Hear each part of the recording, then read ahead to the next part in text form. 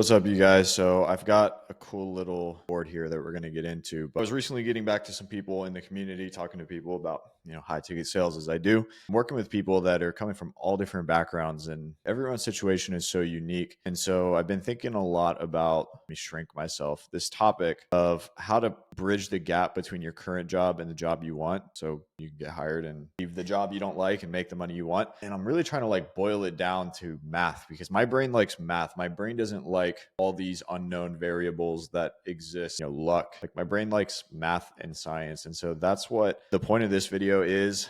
It's kind of all over the place, but there's some decent models in here that I think are going to help you guys increase the likelihood that you land the job that you want, no matter what background you're coming from. Why Harvey Dent? I don't know.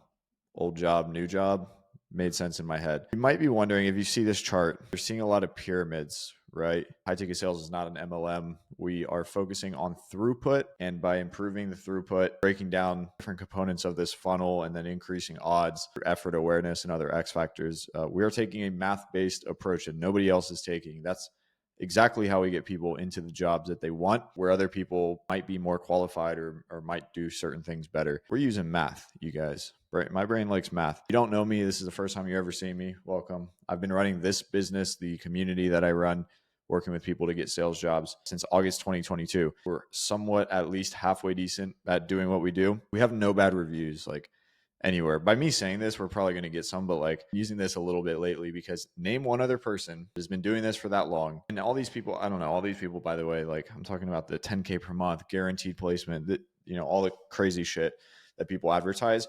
They won't be here in a year or two. We've been here for 3 years. We're good at expectation setting. I'll say that. I also have worked with over 500 people to do this. And I have 13 hours of one-on-one interviews on my YouTube channel and a playlist called Community Member Interviews. 13 hours, one-on-one interviews. I also, just so you know, I'm not good at this myself. I scaled a high ticket sales agency in 2024, 700K per month, not once. We did it twice, and then I sold. So we had 30 reps under us. We know what we're doing. The point that I wanted to make that's been really top of mind for me, that I think a lot of people don't focus on in this industry, is being a good sales rep doesn't make you a good employee. And a lot of people, they want to hire good employees, especially as we get down into the entry level roles. Being a good sales rep does not make you a good employee. It can make you partially a good employee. You can't truly be a good employee unless you are a good sales rep if you're in a sales position. It's kind of like a square can be a rectangle, but a rectangle can't be a square.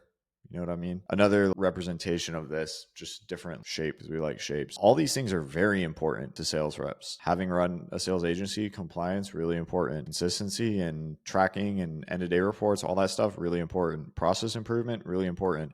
So the traits that make you a good employee aren't exclusive to you being a good sales rep. They're actually pretty different. This is a little hint at how you're going to position yourself. I like to think of it like a triangular glass of some sort. The top is usually a lot more voluminous than we think it is. If you're down here, the drink goes away a lot faster. These might be equal parts. They could be. Depends who you're speaking to. Another thing I wanted to show to you guys, in my mind, there's two main attributes that'll kind of recategorize where you fall in terms of how competitive the role is. Your sales experience and your industry experience. If you have some of one and a lot of the other, or none of both, that kind of determines what you're able to apply to and actually be considered, and how likely you are to land those jobs. So no sales experience, no industry experience, you're at the bottom. You're at the most competitive job that you're ever going to be applying to. Maybe some sales or industry experience. Yeah, you're in here. More than most at one, some of the other, you're moving up. Less competitive. You're actually qualified for things that most people aren't. And then the top of the top guys, the guys making multiple six figures per year, they are better than you at sales and more experienced in this industry by a lot. As experience goes down, usually competition goes up. Very competitive at the bottom. Now, for positioning, being a good sales rep on paper, it really comes down to two things. Did you talk to people? Did you sell things to people? Or did you have a hobbit job where you didn't talk to anyone ever? Maybe you were a coder. I don't know. Even if you have internal team communication, which most people do, we'll spin this in the right way. In my community, we have AI stuff that helps you do this and writes this for you. Every time I talk to AI or ChatGPT about high ticket sales, I'll feed it this document to kind of let it know what I'm talking about, because if you're in this field, you know that nobody knows what you're talking about when high ticket sales is brought up. So I tell ChatGPT what it is. So there's no room for error. If you're in my community and you want that, let me know. The main things that you're going to focus on when we're looking at written stuff is writing a good resume experience block. So performance based, multiple data points, your actual results and not a job description, focusing on points of high overlap. And then you want to explain this like you're talking to someone who's 10 years old and they don't understand much. So you have to build a lot of context. And example, it's like your 10-year-old niece. You want to show them that you're awesome. How do I do that? I give them context and show them how I'm better than people based on what they do or what is expected of us. Here's an example of how I would write something up like this for a random sales role. So that's how we position ourselves to be a good rep on paper. And this is how we position ourselves to show that we are potentially a good employee. I have another video on like the job seeking funnel.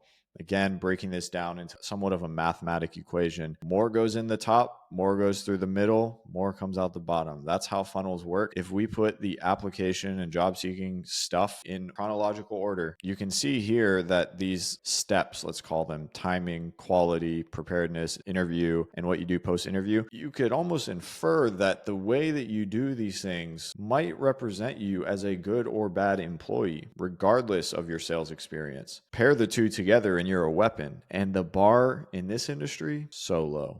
The bar in every industry is low if you're a top performer, because people hate doing this stuff because this stuff sucks. But the skill in high ticket sales, in my opinion, it's not how good you are at selling, it's how good you are at landing good jobs. Because I know sales reps that I would otherwise think are 5K per month sales reps and make 30K plus. I know some sales reps that I would think are 30K plus reps and make 5K. Because they thought, you know what, I'm just going to sell, not going to focus on this stuff. And then they're offer hopping, then they're not having fun. So this is really important. And focusing on one step at a time, because if you're one in a sea of many, here, the likelihood that you get to the second step of the funnel when you're looking at the last one, when there's all this competition, nah, it's just like a landing page. If any of you guys are ever done web design or marketing, when someone is filling out an application, the direct next step, the direct goal of the application is for them to book a call, right? Like they don't go from opt in or like discover who you are to buying. When they discover you, the next goal is for them to opt in or to learn or whatever your funnel is. Then it's to submit an application. Then it's to book a call. Then it's to show up to the call. Then it's to buy on the call and then become a customer. So focus on this just by putting your focus on it, higher probability. If you see this funnel again, timing is the number one thing. If you're timing, you're number 1 out of 100 versus if you're 100 out of 100,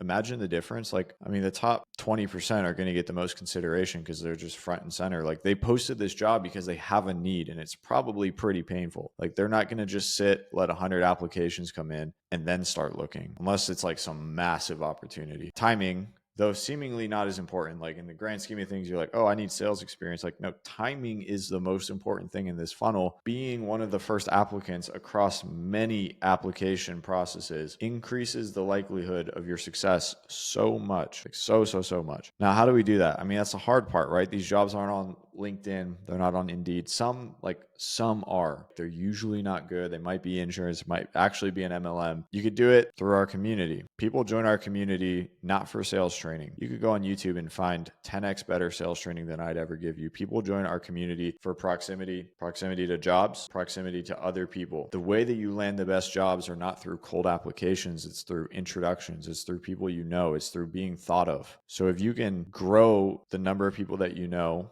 that are invested and serious about this and have access to high volume of jobs. We posted 360 last month in July that are pre-vetted, and you're fast and you know how to position yourself because inside we actually work on your resume for you. Here's just a quick representation of the timeline for our people that come in. We run typically 6-month access. We do have lifetime. We have a series of 1, 2, 3, 4, 5 calls that every new member goes through. We have 3 live calls per week, 5 set calls, and within the first 45 days, we have 5 one-on-one CSM check-ins. All that data gets reported back to me and the team, and we act accordingly. On these calls, we are setting goals based on your unique experience. We're rewriting resumes. We're tracking applications. We're reviewing job applications. We're reviewing Loom videos. We are giving you feedback and transparency into pretty much anything you need in this process and providing the jobs and giving you ongoing support when you get the jobs and connecting you to other people that are doing well at this. It's not free. It's not cheap. The network and the value inside that network would be basically zero if it were. And yes, it is called a community, but there's a pretty structured service that we have people go through, and we track every single thing. So if you want to bridge the gap between the current job that you have and the job that you want, you need to focus on these things. You need to be a good employee over being a good sales rep. Being a good employee consists of you being a good sales rep. That is more desirable for these companies. If that is not desirable for them, they might not be around long and you might not want to work for them. Understand that this might be, depending on who you're speaking to, more important,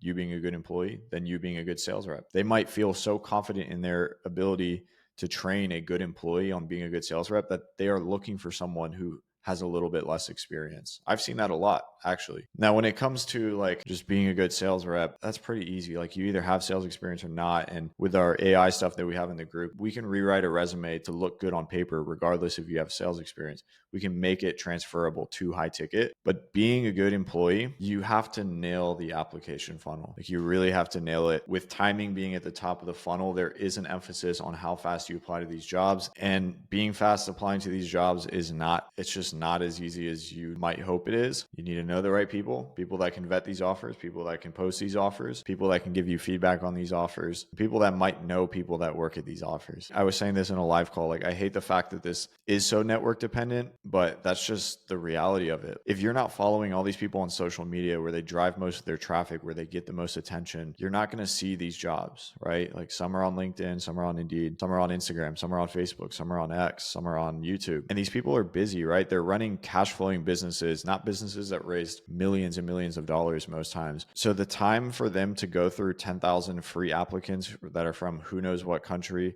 speak who knows what language, have who knows what experience level, it's very expensive. The company needs to be making money, and it usually requires them to be involved. So these people would rather go to sources like recruiters, sales agencies, high-level marketers, people that are complementary, that might have pools of sales reps that are just more qualified off the bat, because they'd rather get 10 applicants that are all considerably good than 100 where most of them are not, because time is money. Time is money for both these companies. Time is money for you when you're submitting applications. Time is money for you in that job that you do not like, the one that you have to go to potentially tomorrow, and the one that you're going to clock out of wondering when you're going to get out of it. I'd encourage you to make the jump in an educated way and don't do anything stupid. Don't put yourself in any crazy situations. You can do this part-time, you can ease into it, you can transition, whatever. That's what we work with people on. It's a volatile industry, but this is one of those parts that we can make a whole lot less volatile, from how long it takes to the quality of role that you get to how your expectations are managed. That's what makes us different than the sales trainer. The person that's going to tell you the reason you're not making 30K a month is because you're not good enough at sales. Whole time, someone in our community who's maybe not as good as them at sales is making 30K per month because they just knew how to land that job. They just had access to that kind of opportunity and knew how to increase the odds of their application funnel at each step, so they got hired. I'm going to wrap up the video there, you guys. If you want to work with us to do this, you can find all the links down below. There's a couple of different options. I'll include some of these jobs that we've posted on the sheet. I'll include our community. I'll include our starter group. I'll include my newsletter. Whatever you want to see, it's down there. And leave a comment if you guys like this video. Let me know what you want to see in the next. Peace.